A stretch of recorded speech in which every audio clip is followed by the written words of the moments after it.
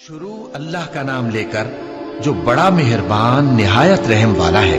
अलिफ लाम मीम। ये हिकमत की भरी हुई किताब की आयतें हैं, नेकुकारों के लिए हिदायत और रहमत। वो जो नमाज की पाबंदी करते और ज़कात देते हैं और वही हैं जो आखिरत का यकीन रखते हैं। यही अपने परवरदिगार की तरफ से हिदायत पर हैं और यही कामयाब हैं। और लोगों में बाज ऐसा है जो बेहुदा हिकायतें खरीदता है ताकि लोगों को बेसमझे अल्लाह के रास्ते से गुमराह करे और उससे हंसी करे। यही लोग हैं जिनको जलील करने वाला अजाब होगा।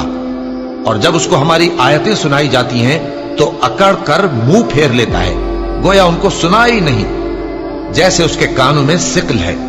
तो उसको दर्द देने वाले अजाब की खुशखबरी सुना दो।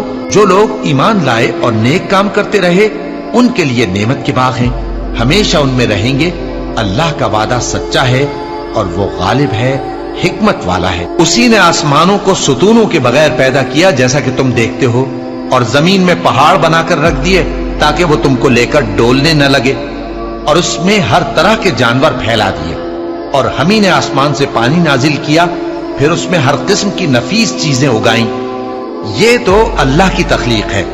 अब मुझे दिखाओ कि अल्लाह के सिवा जो हस्तियां हैं उन्होंने क्या पैदा किया है।